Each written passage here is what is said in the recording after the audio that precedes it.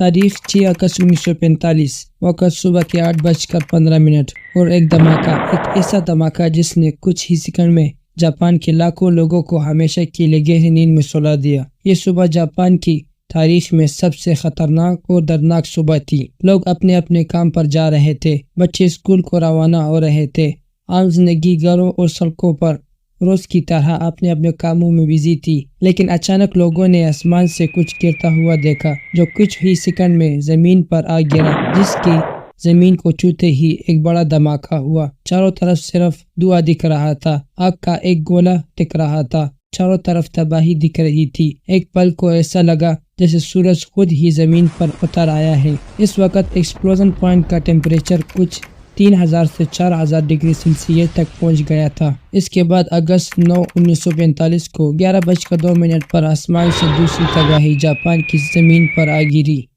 جس کے بعد جاپان نے سیکنڈ ورلڈ وار میں اپنے ہتھیار ڈال دیے اور سیکنڈ ورلڈ وار 1 ختم ہوا۔ اس طرح دنیا نے پہلی بار ایٹمک بم کی تباہی اور دوسری جنگ کی بھیانک روپ کو دیکھا تھا۔ سیکنڈ ورلڈ وار ہوئی ہی فرسٹ ورلڈ وار کی وجہ سے، لیکن سوال یہ آتا ہے کہ آخر یہ شروع کیسے ہوئی؟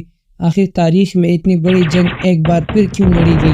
ہٹلر کو ہی کیوں سیکنڈ ورلڈ وار کا ذمہ دار مانا جاتا ہے؟ کیوں ہٹلر کے نظام نے ورلڈ وار 2 جیسی جنگ کو جنم دیا؟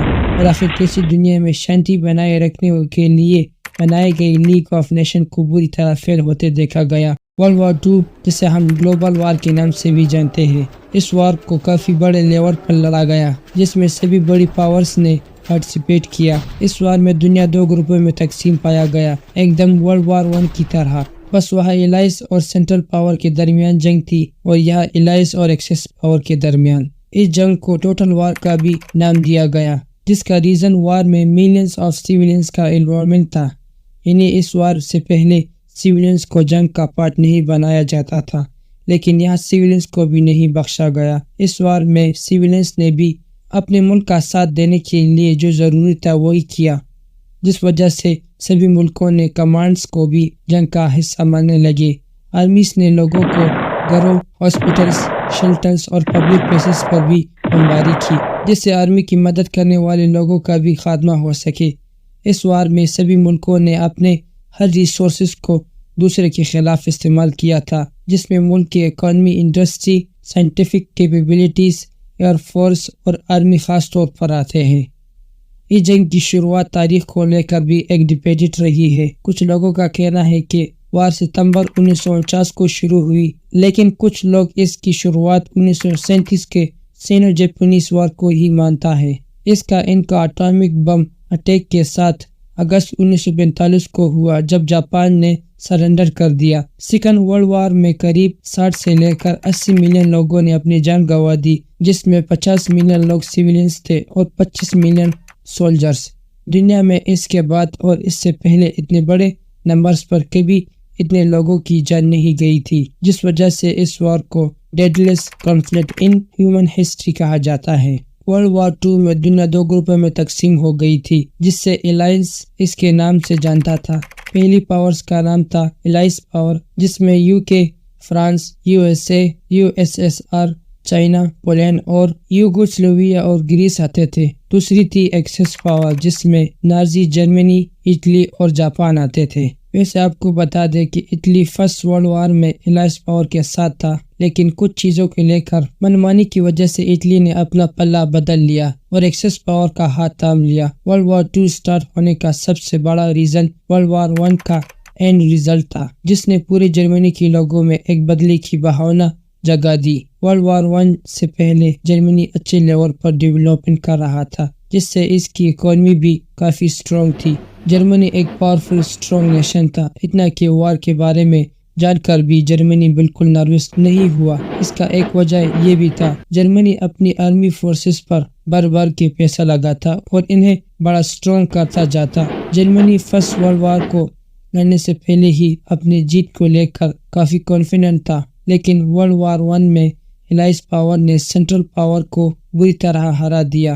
سینٹرل پاور میں کامنلی جرمنی، آسٹرو ہنگری اور اوٹومن امپائر آتے تھے، جس میں جرمنی کے ساتھ سب سے برا سلوک کیا تھا۔ जीते हुए मुल्कों ने हारने वाले मुल्कों को कहीं का नहीं छोड़ा। यूके, फ्रांस और रशिया ने हारने वाले मुल्कों के टुकड़े कर दिए और इन्हें आपस में बांट लिया। 1918 के एंड तक जर्मनी सिर्फ एक हारा हुआ टुकड़ों में बटा बीच था, जिसके पास अलायंस मुल्कों की डिमांड्स मानने के अलावा और कोई चारा नहीं था। वार ने जर्मनी की इकोनॉमी को डिस्ट्रॉय कर दिया, यहाँ के लोगों को बर्बाद कर दिया और इन्हें अलग अलग मुल्कों का हिस्सा बना दिया। वार के बाद जर्मनी में पॉलिटिकल, सोशल और इकोनॉमिकल चेंजेस आई। जर्मनी के लोगों में एक डिफरेंस देखने को मिला। यहाँ रिच और पुअर में एक ह्यूज गैप आ गया था, जिससे सोशल इंटरेस्ट बढ़ता चला गया। बाकी अनएम्प्लॉयमेंट और कई डिजीजेस भी देखी गई। कई लोग तो सिर्फ स्टारवेशन और बीमारियों के चलते ही मारे गए। जर्मनी के पास अपना मुल्क चलाने के लिए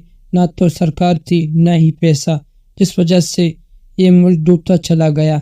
इस मुल्क के रिसोर्सेज भी ऑलमोस्ट फ्रांस और बाकी मुल्कों ने बांट लिए थे।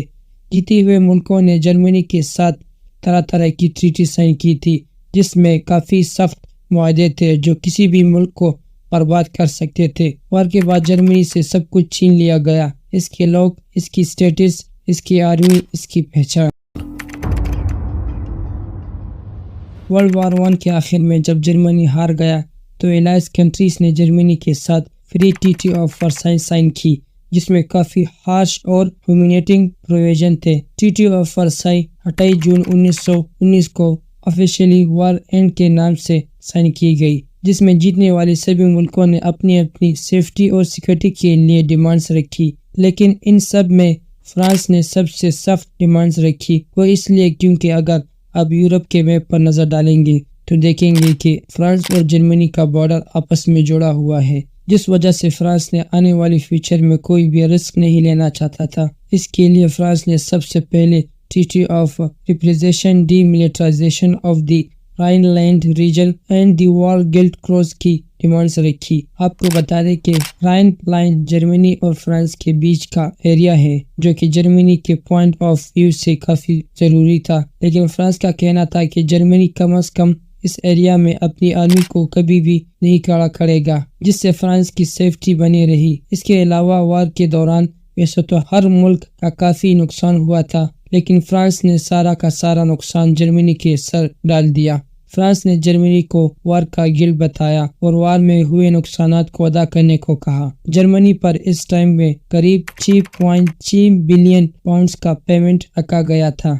इसके अलावा treaty of demilitarisation of military की डिमांड भी शामिल थी। जर्मनी एक लिमिट से ज्यादा मिलिट्री नहीं रख सकता था। इन सारी डिमांड्स जर्मनी के लोगों में गुस्सा भर दिया।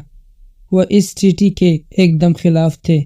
इस ट्रीटी ने इनमें बदले की एक बहाना यानी जज्बा जगा दिया था। ट्रीटी ऑफ वर्साई की डिमांड्स को मानने के अलावा वाइमार रिपब्लिक के पास और कोई चारा नहीं था। वाइमार रिपब्लिक जर्मनी की न्यू गवर्नमेंट थी जिसने इस ट्रीटी पर साइन किया था।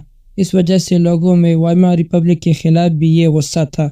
वो कहीं ना कहीं अपनी हालत का जिम्मेदार वाइमार रिपब्लिक को भी मानने लगे थे। इस ट्रीटी की वजह से ही जर्मनी ने अपनी ओवरसीज कानूनी intent of population 13% treaties, 75% iron और 26% कोल यानी कोयला को दिया था।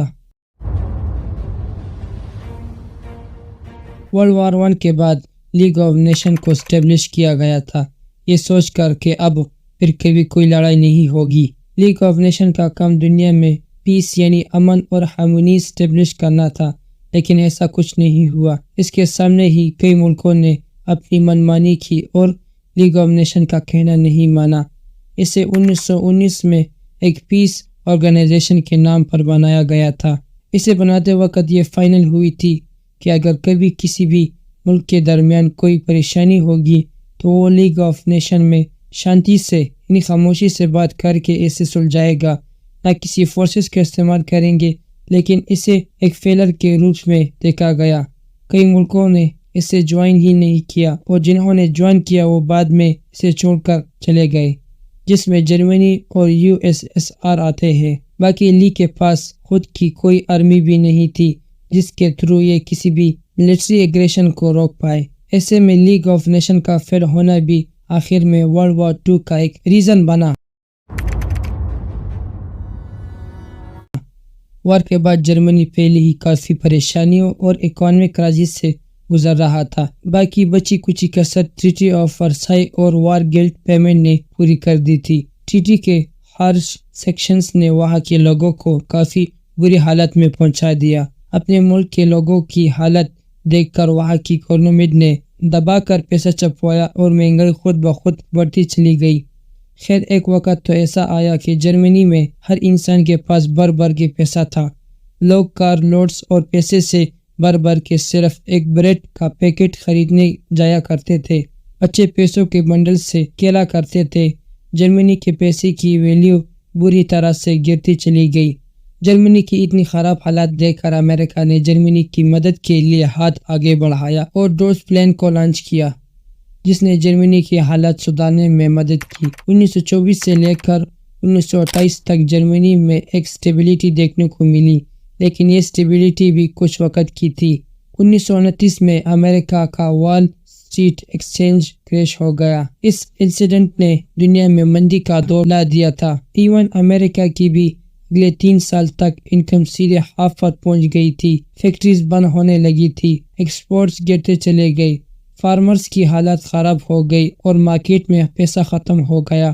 اس کے بعد امریکہ نے جرمنی کو سپورٹ دینا بھی بند کر دیا، جس سے جرمنی کو ایک ساتھ 2 جھٹکے لگے۔ ایک یو ایس اے کے فائنینشل ایڈ بند ہونے سے، دوسرا دنیا بھر میں اکانومک کرائسس آنے سے جرمنی کی حالات اور بگڑتی چلی گئی۔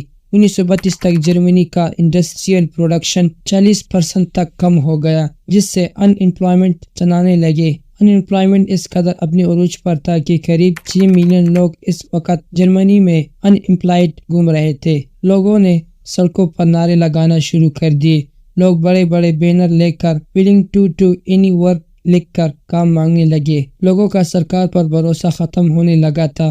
لوگ سرکار کے خلاف نعرے لگانے لگے، لیکن وائمار ریپبلک کے پاس بھی کوئی سلوشن نہیں تھا، جس کے بعد فائنلی ہٹلر ان سبھی سچویشن کا فائدہ اٹھاتا ہے۔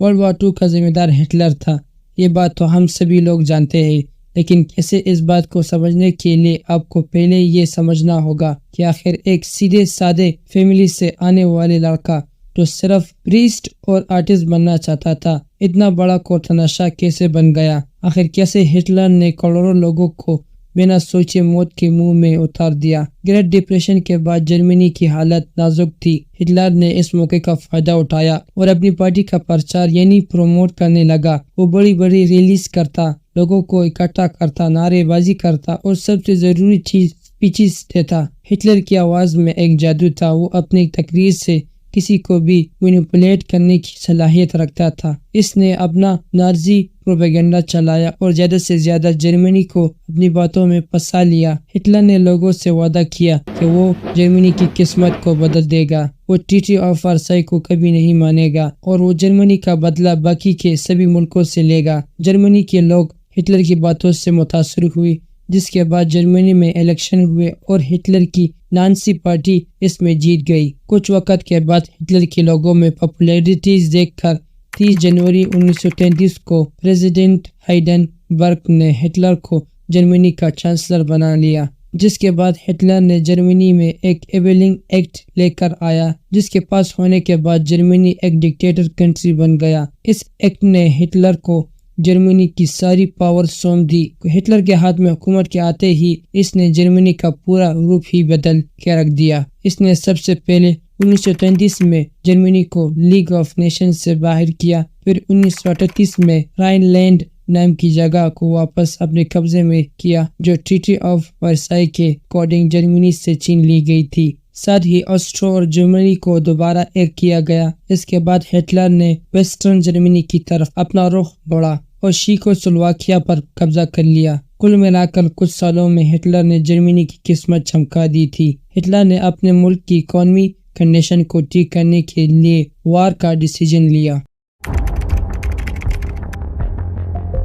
ستمبر 1949 کو ہٹلر پولینڈ پر حملہ بول دیتا ہے۔ اس حملے کے لیے بھی جرمنی ایک اچھا خاصا پلان بناتا ہے۔ جرمنی اپنے ہی آرمی کو پولینڈ کی یونیفارم پہنا کر خود کے خلاف ایک اناؤنسمنٹ کرواتا ہے، جس سے لوگوں کو لگے کہ پولینڈ نے پہلے جرمنی پر حملہ کیا ہے، تو بس پلان کے سکسیسفل ہوتے ہی جرمنی پولینڈ پر حملہ کرتا ہے۔ اس کے بعد 2 دن کے اندر ہی اس وار میں فرانس UK بھی شامل ہوتا ہے۔ وہ اس لیے کیونکہ ان دونوں ملکوں نے پولینڈ کے ساتھ ایک الائنس بنائی ہوئی تھی، جس کے اکارڈنگ اگر کوئی بھی ملک ان تینوں میں سے کسی کے اوپر بھی حملہ کرتا ہے تو باقی کے 2 ملک اس ملک کی طرف سے لڑیں گے، جس کے بعد 3 ستمبر کو UK اور فرانس جرمنی پر اٹیک کر دیتا ہے، جس میں astro, New Zealand, South Africa اور کینیڈا بھی شامل ہو جاتا ہے۔ وار کی شروعات میں جرمنی کی سائڈ سے جاپان اور اٹلی، جو ہر حال میں جرمنی کا ساتھ دینے کو تیار رہتا ہے،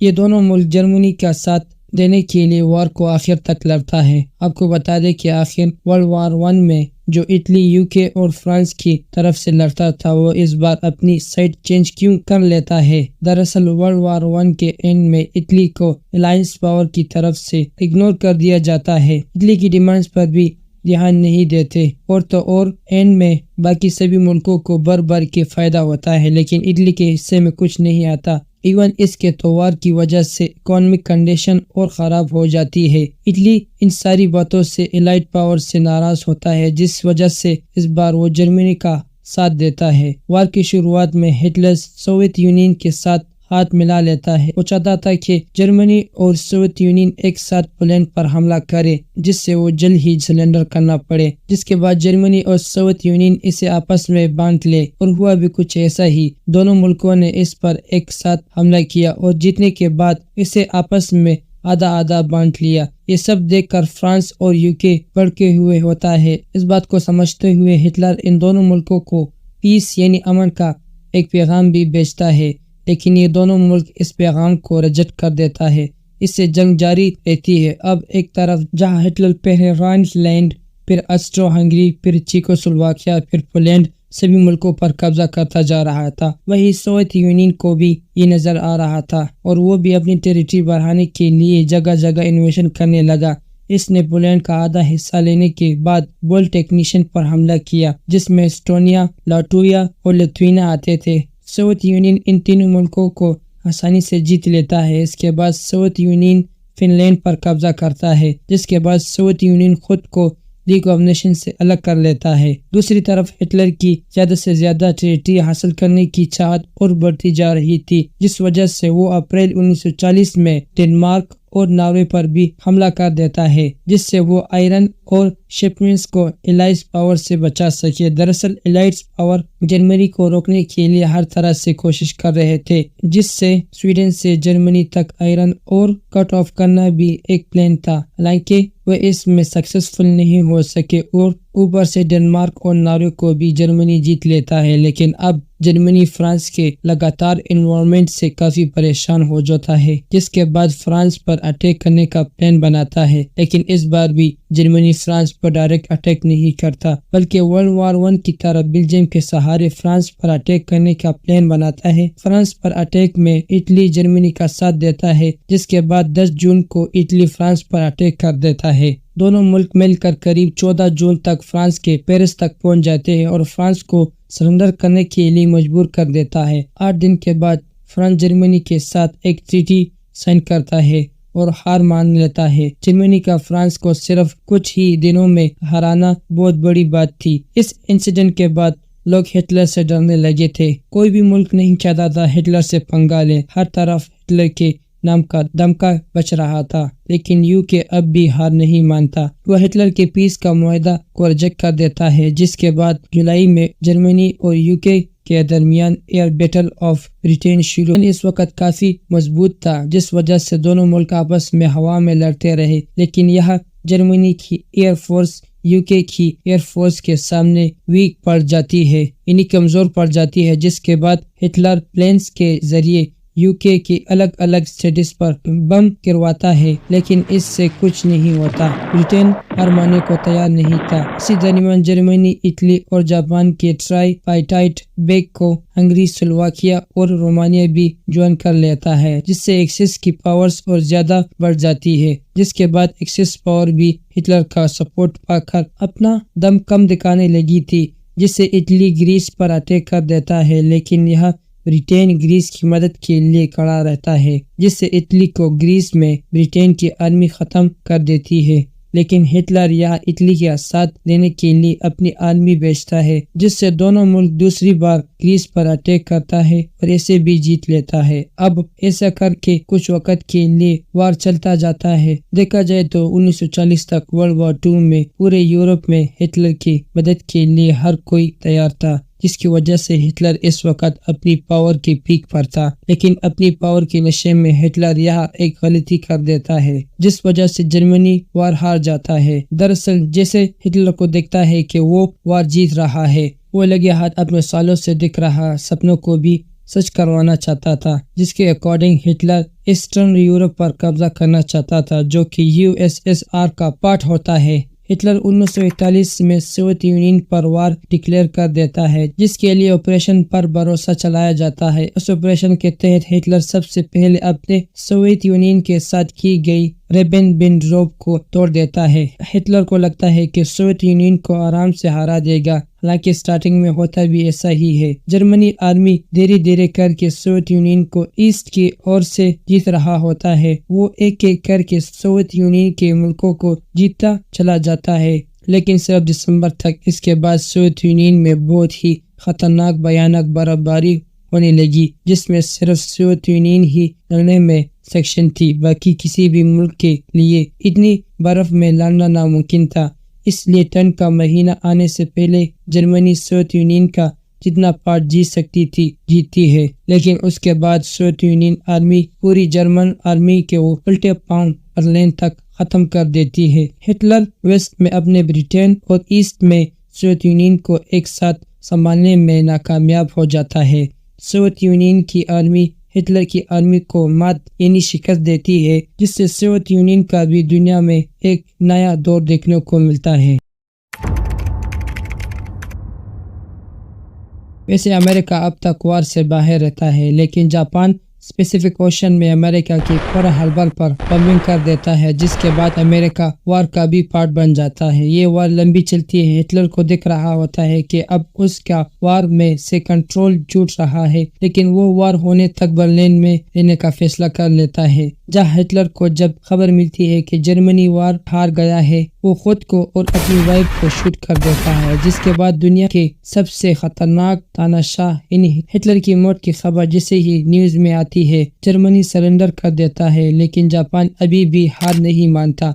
वो अभी भी अपनी तरफ से वार को जीतने की कोशिश करता है, लेकिन इस कोशिश के जवाब में अमेरिका जापान पर न्यूक्लियर बम गिरा देती है। अमेरिका जापान को 2 जगह पर बम गिराती है, हिरोशिमा और नागासाकी पर एक एक करके न्यूक्लियर अटैक कर देता है, जिसके बाद जापान पूरी तरह से बर्बाद हो जाता है। जापान पर इस न्यूक्लियर बम का काफी खराब असर पड़ता है, जिसे उबरने में सालों लग जाते हैं। हालांकि इस न्यूक्लियर अटैक के बाद वर्ल्ड वॉर 2 भी खत्म हो जाता है। 2 दिसंबर 1945 को जापान सरेंडर कर देता है। वर्ल्ड वॉर 2 से यूरोप पर काफी फर्क पड़ता है। सिर्फ यूरोप पर ही नहीं, पूरी दुनिया ही पूरी हालात में थी। दुनिया ने पहली बार इतनी बड़ी वार देखी थी। हालांकि वर्ल्ड वॉर 1 भी इससे पहले हुई थी, लेकिन न्यूक्लियर बम ने इस वार को एक भयानक रूप दे दिया था। पूरी दुनिया ने पहली बार किसी न्यूक्लियर वेपन का इतना खतरनाक इस्तेमाल देखा। वो बात अलग है कि इसके बाद हर मुल्क अपने न्यूक्लियर वेपन बनाने की कोशिश करने लगे। वार के एंड में बिलियंस ऑफ लोग मारे गए और बहुत सारे लोग होमलेस हो गए। यूरोपियन इकोनॉमी पूरी तरह से कोलैप्स कर गई, यानी गिर गई थी, जिसके साथ यूरोपियन इंडस्ट्री इंफ्रास्ट्रक्चर भी बर्बाद हो गया। इवन वार को जीतने वाले मुल्क भी बुरी कंडीशन में थे। अमेरिका ने अपने लाखों सोल्जर्स को दिए। सोवियत यूनियन भी पैसों की तंगी से जूझ यानी गुजर रहा था। आगे चलकर इन दोनों मुल्कों में एक कोल्ड वार का भी दौर भी देखने को मिला, जो सालों साल चला और सोवियत यूनियन के टूटने के बाद खामोश हुआ। इस वार के बाद कॉलोनीज और इंपीरियलिज्म भी खत्म हो गया। जर्मनी और इटली में डिक्टेटरशिप भी खत्म हो गई। जर्मनी को 2 हिस्सों में तकसीम किया गया, वेस्ट जर्मनी और ईस्ट जर्मनी। वेस्ट जर्मनी को ब्रिटेन, फ्रांस और यूएसएस कंट्रोल करते थे और ईस्ट जर्मनी को यूएसएसआर वर्ल्ड वॉर II के बाद अफ्रीका और एशिया में फ्रीडम और नेशनलिस्ट मूवमेंट्स चलने लगे, या यूँ कहें कि काफ़ी तेज़ हो गई, जिसमें ब्रिटेन की कॉलोनीज इंडिया, म्यांमार और इजिप्ट, अमेरिकी की कॉलोनीज फिलीपींस, फ्रांस की कॉलोनीज चाइना और डच की कॉलोनी इंडोनेशिया शामिल थे। इसके अलावा इकोनॉमिक क्राइसिस तो एक बड़ी प्रॉब्लम थी, जिसकी वजह से अनएम्प्लॉयमेंट काफ़ी तेज़ी से बढ़ता देखा गया। इसके अलावा UNO यानी यूनाइटेड नेशन ऑर्गेनाइजेशन पैदा हुआ। लीग ऑफ नेशन को ख़त्म कर दिया गया, क्योंकि वैसे भी वो किसी काम का था नहीं। हालांकि UN से जो उम्मीदें थी वो इस पर खड़ा रहा। UN ने दुनिया में पीस यानी अमन लाने की पूरी कोशिश की। वर्ल्ड वॉर II के टाइम इंडिया ब्रिटेन के अंडर आता था, जिससे वो ऑटोमेटिकली एलाइज पावर का पार्ट बन गया था, जिस वजह से इंडिया से करीब 2.5 मिलियन सोल्जर्स एक्सेस पावर के खिलाफ लड़ते थे, जिसमें से करीब 87,000 इंडियन ट्रूप्स ने अपनी जान गंवा दी थी और करीब 34,354 सोल्जर्स बुरी तरह से जख्मी हो गए थे। इसके अलावा करीब 67,340 इंडियन सोल्जर्स को प्रिंसेस ऑफ वॉर बना लिया गया था। वर्ल्ड वॉर I के वक़्त ब्रिटिश सरकार ने भारत का न सिर्फ आर्मी को लड़ाई में उतारा, बल्कि हमारे यहाँ खाने पीने का सामान वगैरह भी अब लंदन एक्सपोर्ट होने लगा, ताकि वहाँ लड़ रहे सिपाहियों को खाने की कमी झेलनी ना पड़े। और तो और इन दिनों बंगाल के मजदूरों को अब वेजेस के तौर पर अनाज के बदले में पैसे देने जाने लगे और सारा अनाज बाहर भेजा जाने लगा। अब मजदूरों के हाथ में पैसे थे, लेकिन बाजार में अनाजों की कमी के चलते अनाजों की ऊंची कीमत आम आवाम के लिए मुश्किलें पैदा कर रही थी। ऐसे में छोटे छोटे खेतिहर और मजदूर वर्ग के लोग अपने घर घर ब्रिटिश आर्मी में नौकरी ढूंढने चल दिए। ऐसे में लाखों औरतें, बूढ़े और बच्चे सड़कों पर रहने को मजबूर हो गए। 1943 में बंगाल में फेमाइन आ गया, जिसमें लगभग 30 लाख अवाम आबादी भूख और बीमारियों से मर गई। हमारे यहाँ से पहले से ही जूट और काटल जैसे कुछ माल ब्रिटेन भेजे जा रहे थे, जिससे कि इंडिया इनके लिए बस एक मार्केट बना हुआ था। अब ऐसे अनाजों और खानों के सामान का बड़े लेवल पर एक्सपोर्ट भारत को लंगड़ा कर रहा था। हालांकि लड़ाई के बाद भारत में भारत छोड़ो आंदोलन यानी तहरीर अब जोरों पर था, और वार में हुई बर्बादी के बाद अब ब्रिटिश सरकार भी इतने बड़े लेवल पर हो रहे तहरीर को दबाने में नाकाम रही। तब जाकर कई 1947 के अगस्त में भारत ब्रिटिश के जंगोल से आज़ाद हुआ। हम उम्मीद करते हैं कि वर्ल्ड वॉर II का ये इन्फॉर्मेटिव वीडियो आपको बहुत पसंद आया होगा।